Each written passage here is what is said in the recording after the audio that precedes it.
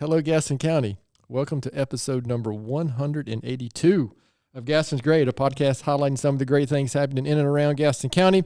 I'm your host, Stephen Long, and we are coming to you once again from the worldwide headquarters of GSM Services right here in downtown Gastonia. We simply believe in discussing more of the reasons why Gaston's great. We have another great guest today. I'm very happy to have Dr. Will Current on the podcast today, who is the owner of Current Dentistry here in Gastonia, a fellow Rotarian, a previous MLK Unity Award winner, and a very long-time friend, long enough that I'm not going to mention how many years. That might give away how much older I am than him. Will, great to have you on the podcast.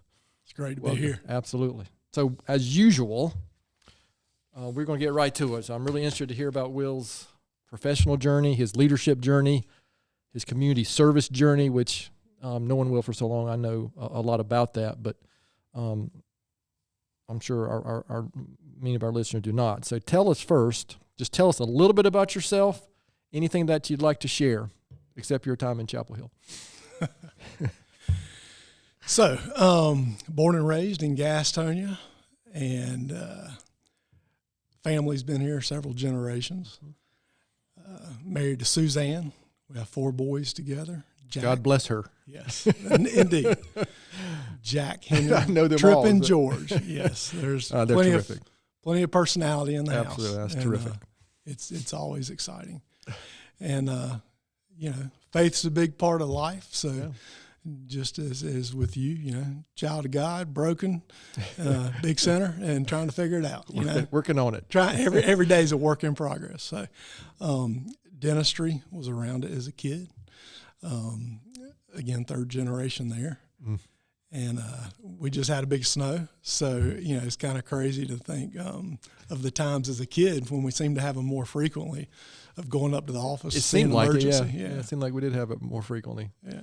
So I remember as a boy going up to the office with Dad and helping him out in those times to take care of somebody. So anyway, professional calling there, and that's kind of our next question. Typically, what inspired you to follow that professional path? Was that just simply it? It is the family. Definitely the family's a piece, and having access to see it. But it is a gift and a privilege to take somebody who is in pain and be able to alleviate that, and to earn that trust. My little surgical glasses I wear, they're set at 18 inches. So if you think about that, I'm 1.5 feet into somebody's face, and they're on their back. I've experienced that. Yes, just a couple of weeks ago, most recently. Yeah, and they're exposed and vulnerable and all that. It's a big thing, and so to have that trust from people and to try to earn it, it's a privilege. And Dad, is always one of make sure it's a profession. It's not an occupation. It's a profession. Right. And that's different. And so it's something that I enjoy doing. I lose myself in it. And so, when you get to do for a living something that you can get lost in, like you're a kid playing Legos or something, it's a privilege. So. Well, try to avoid making these commercials, but I am a patient of client, maybe is a better word, of Will's, and I will tell you, I went to, there's nothing against a previous dentist I saw for many, many years, but it was like going from, I don't know, Tombstone to Westworld or something. Well, I mean, as far as the experience and the technology, and it's so, again, I'll just leave it at that. And you obviously take it, you do take it very, very seriously and professionally. Real quick, you mentioned 3rd generation. I got to touch on this. Take us back to the 1st generation real quick, from that to now. All right, I'm going to be self-indulgent. Okay. Because I think it's the coolest stories. Granddaddy was raised up Iredell County, Statesville area, and he was raised on a farm, and the expectation was he'd grow up and midway through school or so, drop out and work on the farm. So he had a paper route, and they were poor. And he would run that paper route, and he had a little bike that wasn't in great shape. And he had saved up his money and was going to get a new bike. Lo and behold, he has a tooth start bothering him. So the day comes, he's going to go into town to get his new bike, and that tooth is really kicked up. So by the time he gets to town, he's got to make a decision. He's like, I can go to the dentist and get my tooth cared for, or I can get my new bike. And I mean, you think of the picture of a kid on a new bike, that's funny, a big deal. So he went to the dentist, and the guy was kind, and he had a good experience. And when he left, he got home, and he said, I want to be a dentist. Wow. And his parents said, that's absolutely ridiculous. So what's this time frame? Do you know? This would be in the 15, okay, somewhere in there. Yeah. So at 16 years old, he put himself on a train, rode to Atlanta, enrolled at Atlanta Southern, which is now Emory University. Okay. And had a program where you could do a little college and then go straight into dental school. And he paid his way through dental school by doing the lab work for all his classmates. So at night, when they went out to dinner and did things, he was up there making castings and doing all those little wax patterns and things you have to do. Back then, didn't have near the technology we have, and he got good. And I mean, I've got some of his old stuff that's just head scratching. Oh, wow. It's unbelievable. So anyway, that's with a little different technology than today, huh? I mean, very different. But more like an artist than a absolutely. And he was a world-class woodworker. Okay.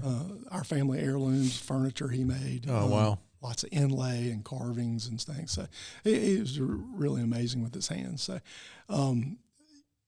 lost Dad 2 years ago, and we've been going through the house. And so we're finding all these old artifacts and things. Oh, wow. And so I'm in the middle of going through all this stuff, so it's really fresh. Sure, and, man, I get it. It's awesome. Yeah. Just, but you do have so many times that pops up. You're like, golly, I wish I could ask a question right now. Yeah, man.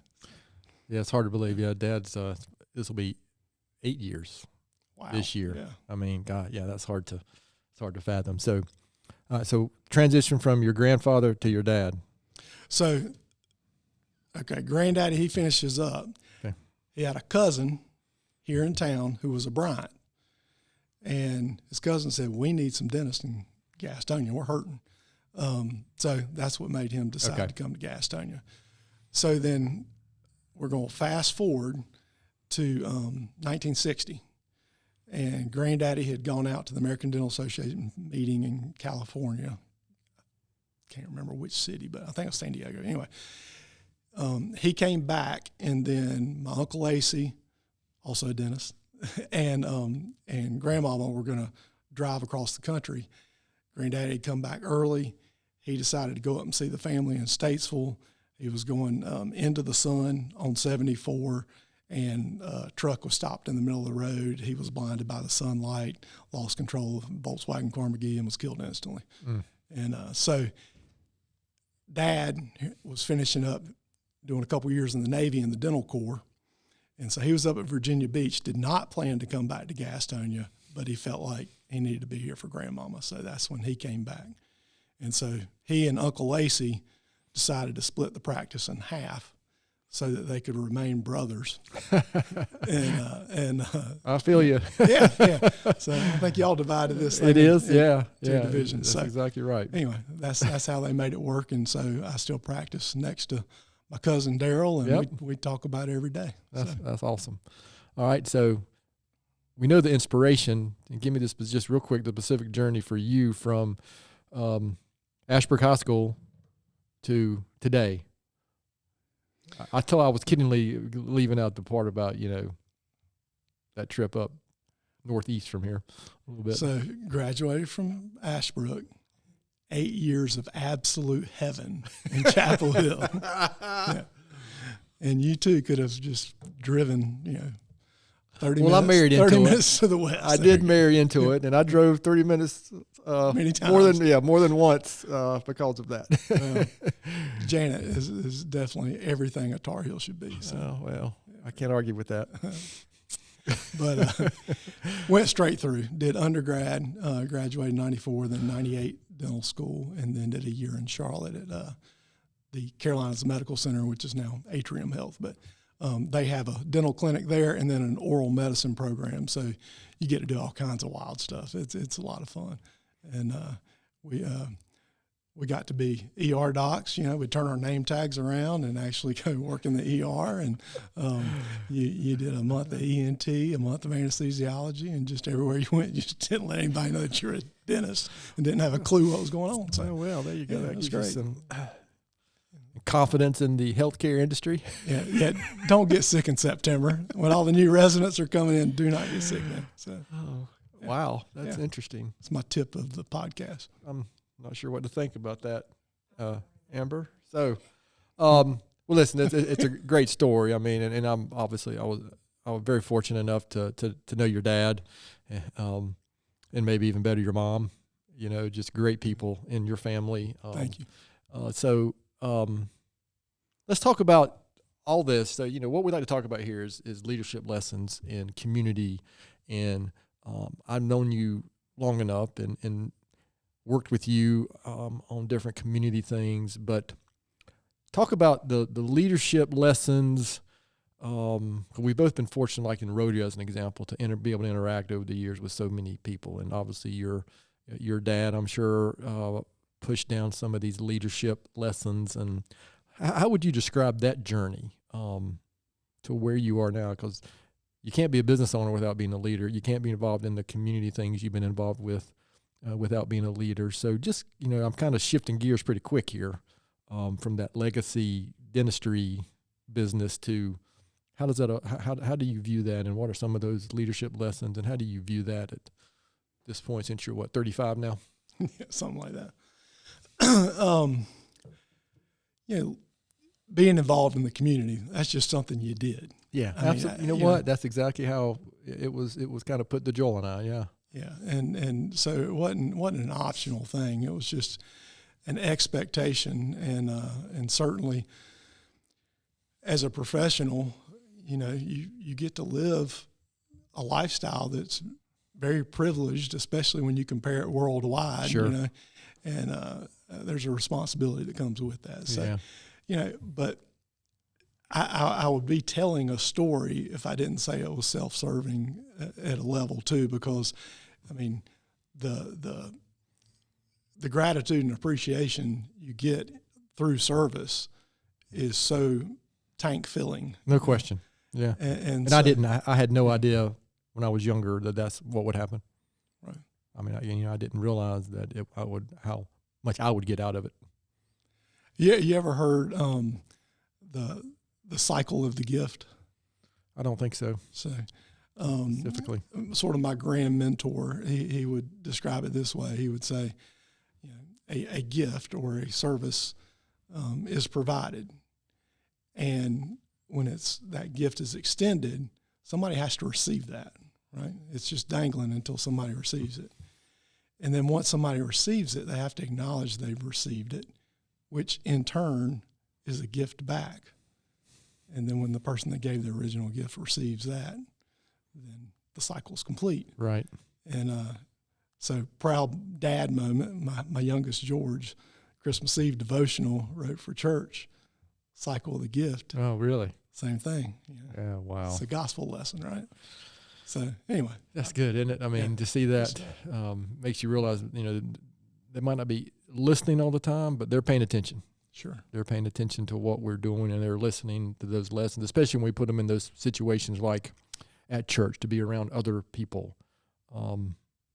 Sometimes they can glean more from that than sometimes, when I'm opening my mouth. It's about who we put them in positions to be around and listen to.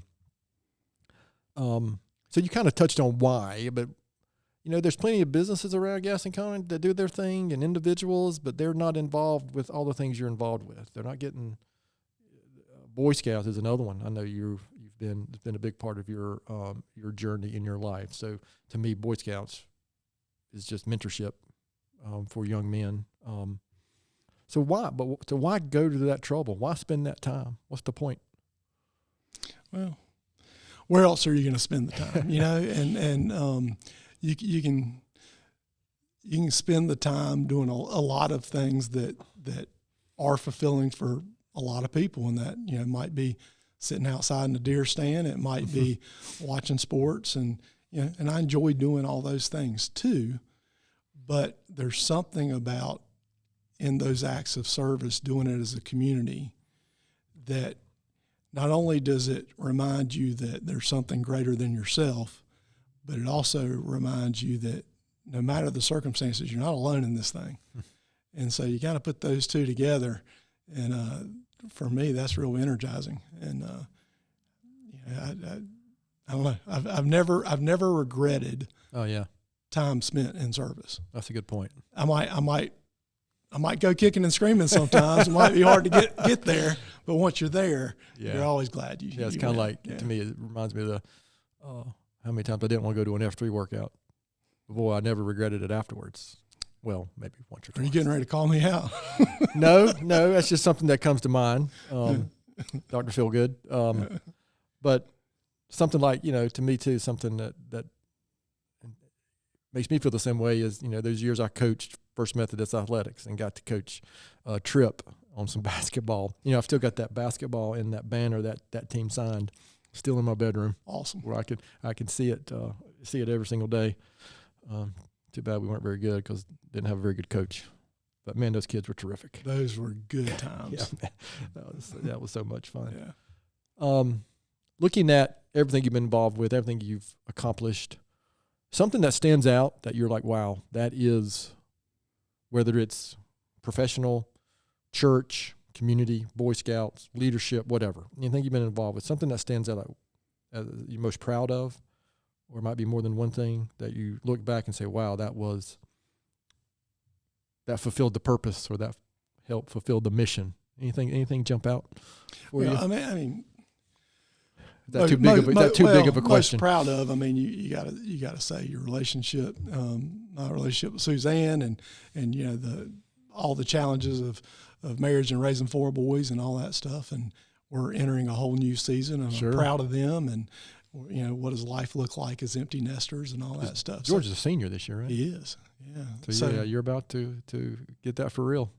So yeah. I'm assuming he's going to NC State in the fall. Just a little bit to the west. So I'll have 2 in Chapel Hill next year. So maybe we can go to a ball game. Chapel Hill may never recover. So, but I did have 1 graduate from state. So that's right. Yeah. So every family has a bright light. Yes, indeed. Indeed, he is the beacon. Yeah.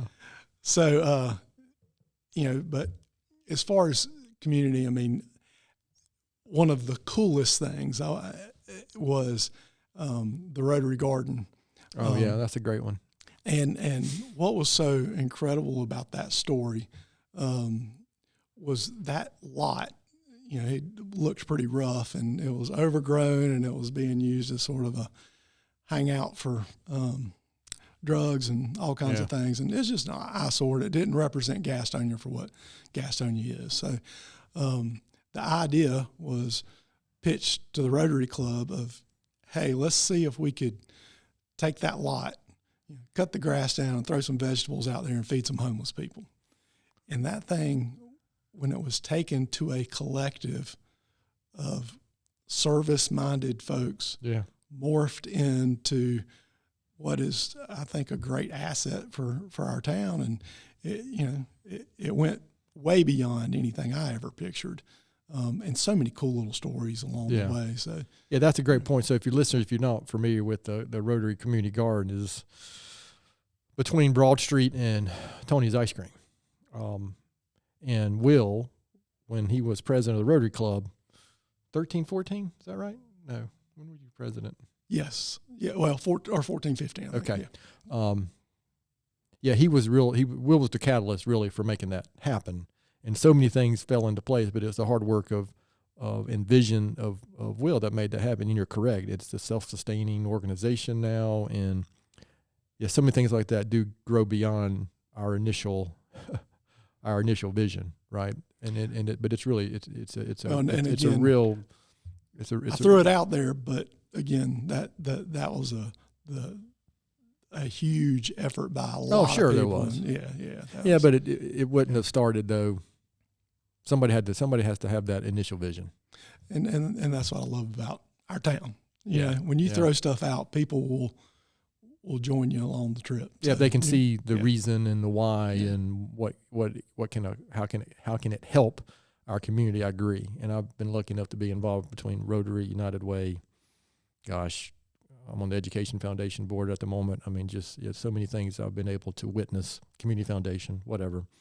Even things we've done here with people we're involved with at GSM. We do have a very giving, and I think our general attitude I've seen in the last 20 years has gone from we can't do that to why not us, more so than maybe when I was younger. It just feels different. It feels like we do have a lot of can-do people, absolutely, that are going to go do a lot of different things. Looking back, getting to where you are today, there's something that you would say, you know what? I mean, the exact question that we'd like to answer, what's been a key factor in your success? So something that you were like, this mentor helped me, this study I did. Sometimes, to your point, you used the word privilege earlier. I mean, frankly, I just got lucky with the parents I had. Yeah, amen. Right? I mean, sometimes that's part of it, obviously, but something that stands out that you would just look back and say, man, that was, I'm glad I did that, or this is something that helped me get to where I am. Again, I've been lucky to have several incredible mentors and professionally, of course, coming into a dental family and having dad, and awesome. Ron Nason is a periodontist here in town. For those who don't know, that's a gum specialist. And he came otherwise known as Boss Hog? Yes, F3 Boss Hog. Ron came to 5 general dentists early in our careers, and he said, hey, I'm learning a lot of really neat surgical technique. I need some people willing to go get the training to do some of the more advanced restorative work. And I will pay for you all to go take the first course down at the Pankey Institute, which is the only nonprofit teaching facility in dentistry outside of Miami on Key Biscayne. And so he paid. I mean, these courses are not cheap. And he paid for all of us to go down and get introduced to a whole nother way to practice dentistry. And I look back at that as being just this pivotal aha moment of, I learned this stuff in school, and wow, there's a whole nother layer to learn, and and how gracious he was. And I think it's worked out well for him because, he's got a team of dentists that can work with him and refer. So, I mean, that was just such a generous thing that changed the trajectory. And now, a lot of the dental names you would think of in Gastonia, and I mean, Will Kelly and I have gone through, golly, how many courses together. So, if you can go through things and kind of have a brother in arms, and then Travis Nixon was in there, Blaine Rudisell went down there, Thad Johnson. I mean, so just that changed really the whole level of care. How can we elevate our dental care in our community? Yeah, exactly. That's good. Yeah, that's interesting. Yeah, I didn't know that part of the story. I know I'd heard you talk about that a little bit before, but not into that much detail. So how does something like that happen? How do you get connected with people like that? I mean, it's just serendipitous. I guess some's luck, but also I think some is being available to it. Right. If somebody sticks out a hand, take it. And it's easy to say I'm busy or I can't or, whatever, but. Or I already know all I need to know. Well, a little humility. Yeah, I guess being vulnerable enough. And, that's what learning's all about. One of my favorite lessons in dental learning was, that pit in your stomach you get, it's almost a wave of nausea when, something hadn't gone right. Learn to love that because it means you're getting ready to learn something. Yeah. And as you go further in your career, you'll have that happen less and less, and you're going to miss it. That's an interesting take. Yeah, because I know that almost 33 years now, holy moly, here. Owning a business, if you're open-minded and are trying to get better, is a humbling experience. You better believe it. I mean, yeah, I don't know how many times I've gone, oh, my Lord, did we really not know that? Or, well, yeah, what can we learn from this? That's one of my favorite questions. What can we learn from this? We better learn from it so it doesn't happen again. Right. So that's that's an interesting take. You know what? And we've had the same experience with other contractors, more so across the country than locally. Contractors have a tendency not to want to share stuff locally, which I don't understand that. But isn't it interesting when you do have those moments of where you get out on the thin ice and things don't go like you expected? If you're just honest with people and tell them, yeah, I mean, the amount of grace they'll extend just because you were honest. Yeah, the amount of time, say, before 30 or 35 years old, I said I had confidence and I was comfortable saying I don't know, versus after that is exponential difference. I got to the point where I don't know, but we'll find out. Exactly. We'll figure it out. Yep. Before I didn't have enough, I don't know, confidence or self-confidence to admit that I didn't know something because, I went to engineering school. I should know all this. I had no idea what in the world's going on. No concept, no clue. It took other mentors and people to help me down that path. Isn't that kind of what you're describing, especially with having kids, Boy Scouts, helping other dentists, or just helping your? Don't you do some? Have you done some teaching yourself in the dental world? That's kind of where the new season of life seems to be headed. Okay. And going and doing training, that was a big deal when the kids were little. And God bless Suzanne for not killing me. I think of leaving 4 little ones with her to go do some of that. But now, as an empty nester, it's a good time to start doing some of those and giving back. Right. And so you want to make sure those things you've learned and experienced kind of keep getting passed on. And yeah, we're doing. We do have a study group here in town that dentists that come in, and so that's been fun to facilitate with my primary mentor, Todd Davis, out of Atlanta, and then going down to Pankey now, and oh wow, and starting to do the faculty thing. So it's a full circle thing. I was actually down there about a month ago, and it was surreal. So there's students there, and they're viewing you now like you were viewing whoever was teaching when you were a student? So you're that guy now? I don't know that I'm that guy. They're probably more going, well, if he can do it, heck, anybody can. So yeah, I hope it's a moment of encouragement. Well, I remember the first day I walked into Rotary, what year is this? 2026. So 25 years ago. How intimidated I was with all those people in there, like your dad. Yes. Not because he did anything, but he was just this community giant to me. Don Warren, Bill Lawson, Jick Garland, Dr. Wagner, Catherine, Bynum, and his wife, and just so many people that they were so kind to me, made me feel so welcome, and made me feel like I belonged there. Yeah. When I first joined, I was like, I shouldn't be coming up here with these people. So 25 years later, and we got these 20 and 25 and 30-year-olds joining the Rotary Club. Are we those people now? That's kind of scary. I don't feel that way. I don't feel that way. What's next for you, your work, community? I mean, you mentioned teaching, obviously. That seems like something that might be next for you. But what's next for Current Dentistry and your family's involvement in the community? And I mean, what do you see for Gaston County going forward? And is that a fair question? That's about 4 questions. Well, that's how I roll here. Yeah. That's how we roll here at Gaston. It's great. Will. I hear you. Well, let's see. Which one do we want to start with? Just what's next for you in Current Dentistry? Okay, we'll start with Current Dentistry then.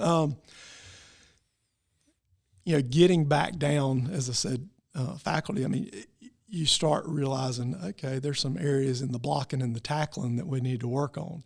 It doesn't matter how long you do it or how good you think you are at it. I mean, you're kind of like, we've let that slip a little bit. So that's been a great time to look in the mirror and say, all right, where do we need to tighten up a little bit? So there's that piece. The technology is just coming so hard and fast, and everybody's talking about AI, and I'll mention that in a minute. But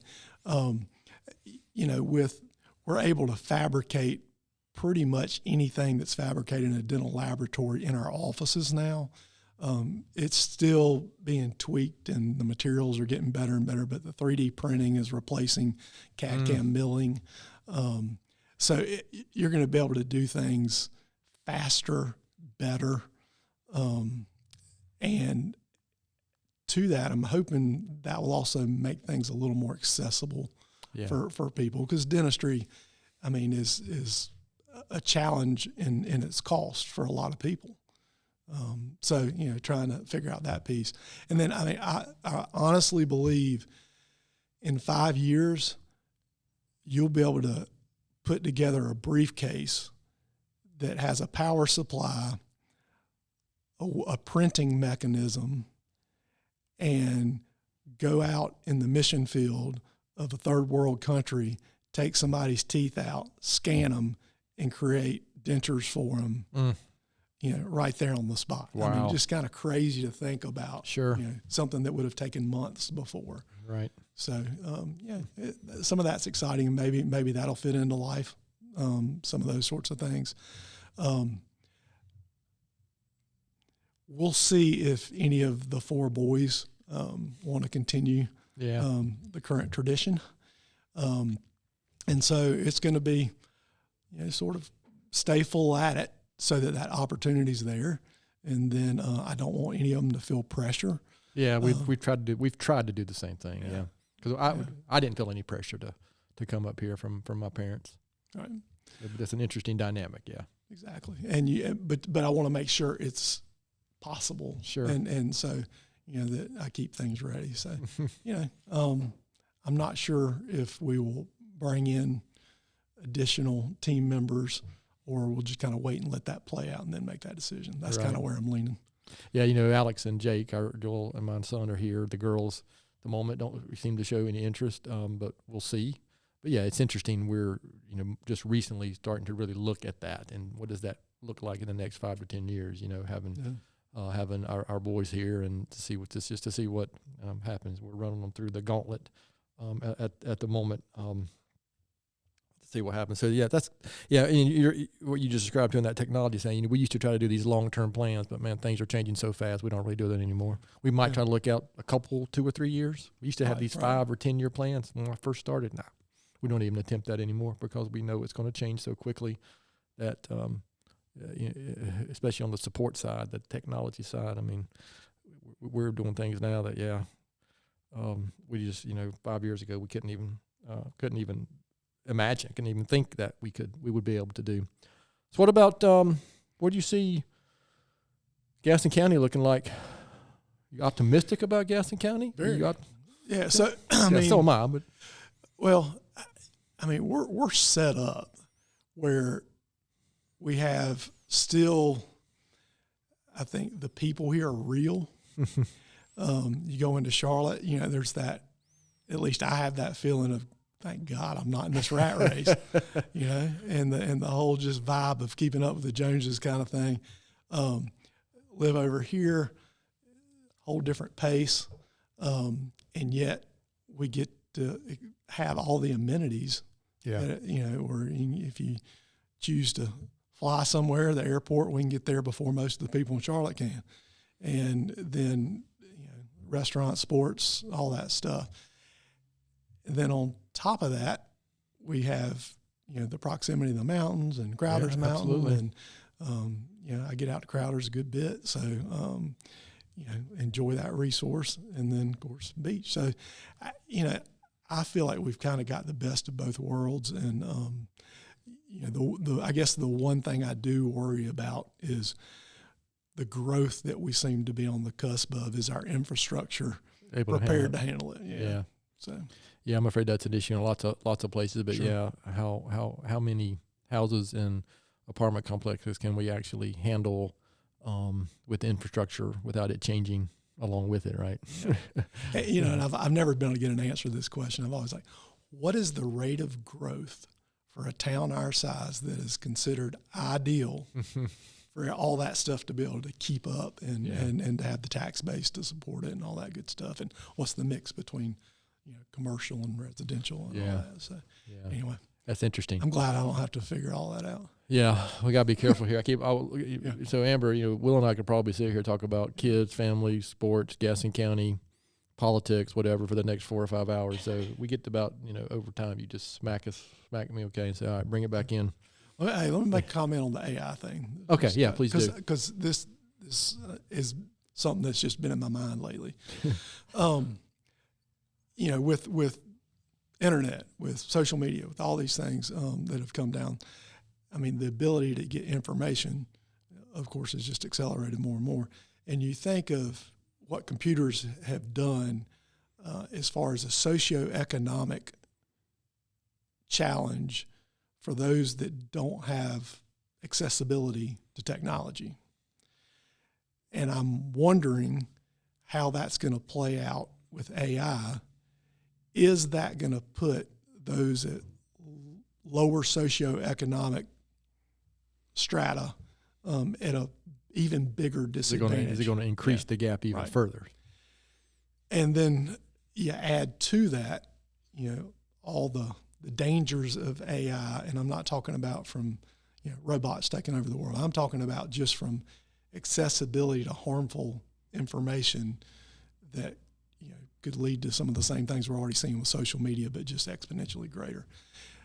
Who's going to lead the charge in teaching responsibility and access so that those folks are not at a disadvantage and that they have the opportunity to pursue the American dream just like anybody else? So that's something that I'm sort of bubbling up. That's interesting. Right now. It's an interesting thought. There's always, I shouldn't say always, but my experience so many times, the unintended consequences of technology and sometimes progress are just hard to see, and they're unknown. But there are almost always some type of unintended consequences for even things that seem great, at the current moment. I did a little talk at the church a couple of weeks ago, and I turned on my phone to chat's instant response thing, and I put it on my clone, which basically means you've just put a bunch of information in the background, kind of about basically who you are. Yeah. And then started using it to talk. And then folks would ask a question. I'd say, don't ask me, ask the clone, sort of thing, and seeing how it goes. But if you've programmed that thing to be interested in the exact same things you're interested in, suddenly you've got something to talk to that's almost more interesting than anybody else in the room. So, So anyway, is that the solution for our male loneliness problem? Is we have somebody that we can talk to with all the same interests that we have? It may be helpful for long-term memory care or something. Ooh, that's a good point. Yeah. Whew. How much time we got? Yeah. Sorry, I went down a rabbit hole, but known to do that. Well, listen, you can't. There's nothing. Of course, I make these statements like they're the end all, but there's nothing that's not going to be either already impacted or isn't going to be impacted by AI in some form. And we're already. We use it here. We use large language models here every day for something. Now we're not using it nearly the level that it can be in our industry, but it's in everything that we're seeing and facing. Sometimes we don't even know it. We're like, as an example, after hours, we're not using a human answer service anymore. It's AI after 8 p.m. and it's. Well, I hope the jokes will stay at the same caliber. The on-hold jokes will never change. Okay, very good. Ever change. That's what brings everybody in. Is there anything I haven't asked or something you wanted to make sure you wanted to get across in this high point of your career here on Gas is great. You think I haven't asked? I should have asked. Anything you'd like to share before I got a couple personal questions that we make our guests endure. Oh, good. Before we finish up, but anything that you wanted to make sure you get across? Yeah, just a gratitude that we have a community like we have, and you know, this community has been awfully good to our family. And it's whenever there has been a hardship or a loss or, everybody always rallies. And so, we're lucky to have that. And call it what you will, but I'm glad to have our tribe. Yeah, you know what? I've had the fortune or misfortune, depending on how you look at it, to experience that community support both, personally and professionally. With loss. And you're right. When we had something dramatic happen here, believe it or not, it's almost been 5 years ago. And the community supported us in a way that I just never would have imagined, And so that you make a great point. Well, that comes from a genuine place of how y'all have impacted this community and how the leadership here responded. I remember that well. So, well, thank you. I appreciate that. But it's a valid point. And to your point that you made earlier about, what's the point of? I think going back to our parents, but Joel and I kind of view too is, what's the point of owning a business in a community that's serving that's been so good to us? I think it's our duty. I don't like that word, but obligation. I don't like that word either, but I mean, supporting the community that's been so good to us is just part of the mission. And back to that circle, man. Yeah, exactly. Yeah.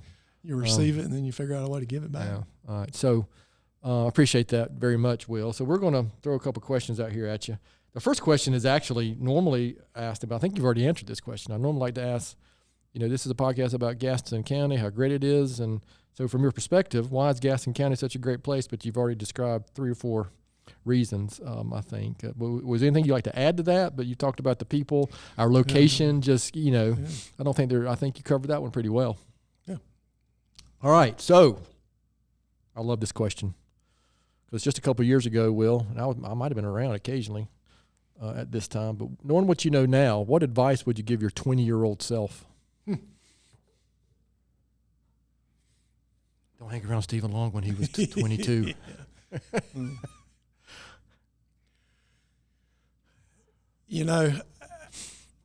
If I was talking to my 20-year-old self, I think I would say, slow it all down. And from that,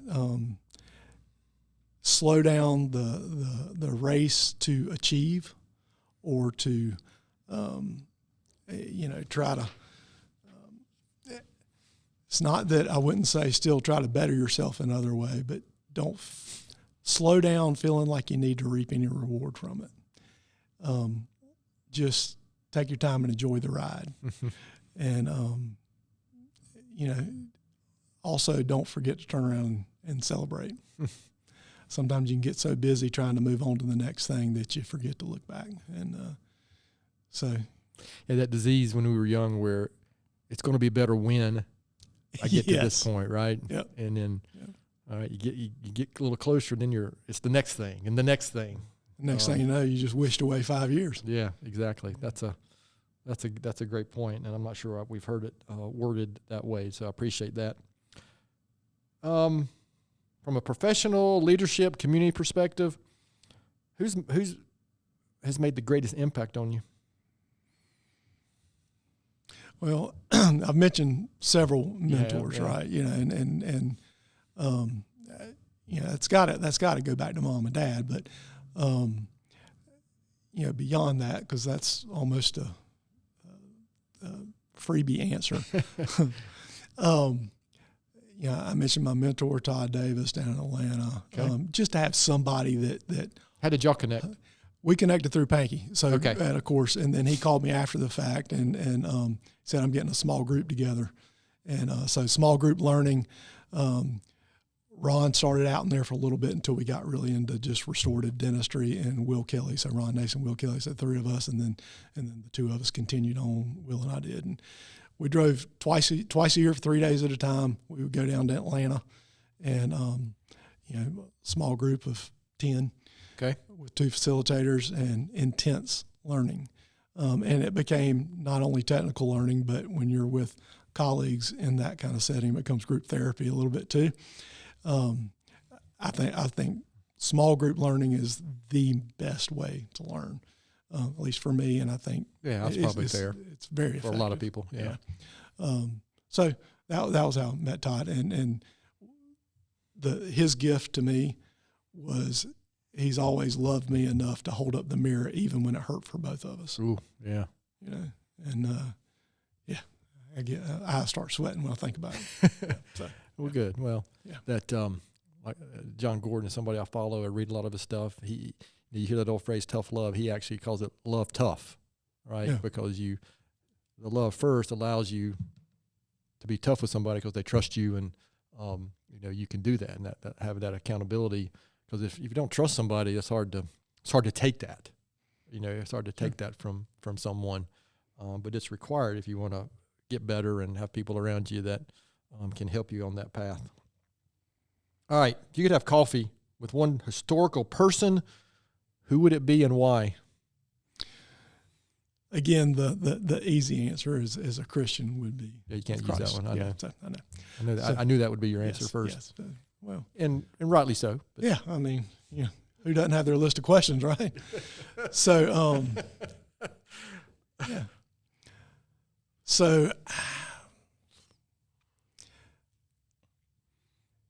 I'd love to sit at the table with just some founding fathers and just say, how are we doing? Where are we? Where are we doing better than you thought, and where are we off the rails? Yeah.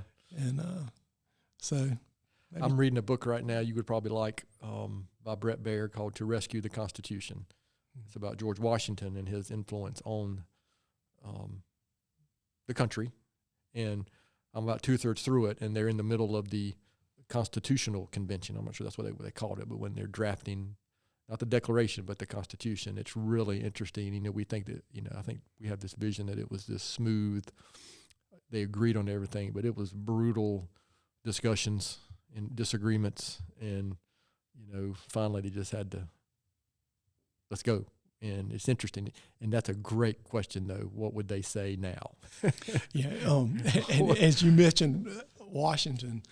Have you ever been to Philadelphia and done a little tour of the Congressional building? I've done part of it, yes. Okay, so when I did that with George and I were up in Philadelphia, and when we went through, and the ranger came in and was telling some stories, and one of the stories he told was when they met. And it was the end of Washington's second term. Yeah. And they all expected for there to be a push to do some sort of, third term. Yeah. And he got up there and he made the speech and where he said he would step down and nobody should ever serve longer than that. And the ranger telling that and saying there was not a dry eye in the room. Oh, yeah. Because it was at that moment they realized that truly it was not going to be another monarchy. It was going to really be a representative republic, freedom. Yeah. Yeah, I just love all that stuff. I mean, there's several great books about that time period. And anyway, that we could talk about that for the rest of the rest of the afternoon. I got to go to work Monday. We're recording this on Friday. What's today? Friday the 6th. Next thing you know, we'll be like, where's Stephen and Will at? They're still talking. Nobody's recording. Talking about 1775 to 1800. Okay, I appreciate those allowing us to endure those couple of questions. I just love hearing from leaders and community people like yourself some of the answer to some of those questions because we've all been impacted, and I also have known that our journeys.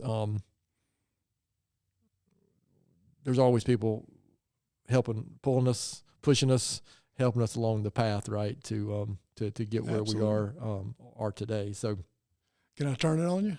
Oh boy, I don't know. So how do you define leadership? How do I define leadership? How much time we got? Probably Well, I think there's a lot of examples around here that I could just throw out some names that I think are good examples of that, including you. But I would say developing other leaders to standards of, morals and ethics and behaviors, and trying to bring people along to be more successful themselves from the things you've learned and mistakes you've made, and trying to build that for future leaders. I think that's the ultimate goal of good leadership, is to build other leaders. That's the short answer. Yeah, that's strong. We could get into a longer version of that discussion, but yeah, that's kind of the short version of how I would describe that. Cool. This isn't mine. Okay. This is one I ran. My grand mentor, Rich Green, was friends with Don Clifton of the Gallup industry. He did the Gallup poll. Yeah. Okay. Don Clifton. I think this is his definition. I'm paraphrasing. Yeah, doing the best I can. NC State guy would remember it exactly, but I'll cut you some slack. That's right. Leadership is the ability to influence behavior, one's own first, then others, for a preferred future. Ooh.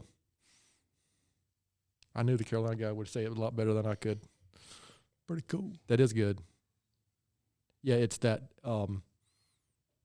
What does Q Source F3 call it? It's that movement toward advantage, right? It's movement toward advantage, and hopefully an advantage that people can agree on is a good path. Agreed. Yeah. That's interesting how that can become subjective. This whole my truth stuff. Yeah. Don't get me started. Okay, sorry. Just as a disclaimer, this is the opinion of Stephen Law, not the opinion of the Gaston Great Podcast or GSM Services. Yeah. All right. So, Will, this has been great, man. In all seriousness, we could talk about this all day. But any last words before we close this? I did my little book recommendation, and any last words before we close this episode out? Well, there's a big game tomorrow night, and so go Heels. I believe he's talking about. For those of you who don't know, he's talking about Duke and North Carolina, and who I didn't even know there was a game. I'll be doing something else. I'll be watching reruns of, I don't know, Bewitched. Well, and Super Bowl, you can pull for UNC alum there, Drake May. Or you can pull for NC State alum Drake Thomas, who will be on the other side of the ball, who last time they played each other, it was bad for blue. Just for the record. They did play each other back in the day. The Wolfpack is not very kind lately. You know what? I will admit, it's great to see local kids, absolutely being good, right? I mean, having that success. I mean, local Charlotte kid makes the big time. That's great to see, even though he went to the wrong college. Nobody's perfect. Right, Ember? Well, Will, I appreciate your time. I appreciate, just real quick, I am aware, most people may not be, but I'm aware of you, your family, the impact you've had on Gaston County for a very long time. I'm a huge fan of you, Suzanne, your boys. I've been able to interact with them over the years. It's just great. And, our kids are similar ages too, and it's just neat to see that interaction. And another thing that's interesting is when you go to your office and the dental technician is the child of one of our friends. Yes. Talk about feeling old. Yeah. Oh, yeah, that's another interesting, and she's great. Yeah. I mean, really. So I just find that's another sign that we're not old, we're just getting older.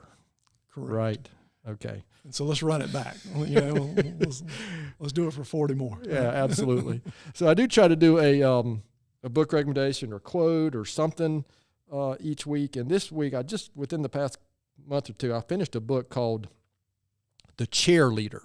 Not cheerleader, but chair leader by a guy named Chris Maleo, who is a former, he played in college football, and he was a high school coach up in the Northeast. But he hired, and I'm so embarrassed I can't remember the guy's name all of a sudden. But he hired a gentleman, I think, who had cerebral palsy. And, man, it's just a powerful story. Hired him as a coach. And it's an extremely powerful story about what's possible and the power of just and the impact people can have on others. A lot of mentorship in that book. And it's a good one. I think I heard he was a guest on one of those podcasts I listened to. So I went and got the book and checked it out. It's a super easy read, but one I would encourage you to check out if you're a sports fan and want to hear about leadership and how to impact others. So to our listeners out there, thanks so much for taking time to listen to today's episode. Please continue to spread the word if you can about the podcast. And don't hesitate to contact us here at our email address, which is podcast@gastonsgreat.com. We are always looking for suggestions for future podcast topics and guests. You can find the podcast and subscribe at the website, gastonsgreat.com, or anywhere you listen to podcasts. And please follow us on all our social media platforms. And as Amber likes to remind me, give us a good 5-star rating. All right? 5 stars. That helps us get noticed. Thanks again to Will for being our guest today. Gaston's Great is produced and brought to you by Amber Hauser from GSM Services. I'm your host, Stephen Long. Thanks again for hanging out with us, and please keep coming back to hear more reasons why Gaston's great.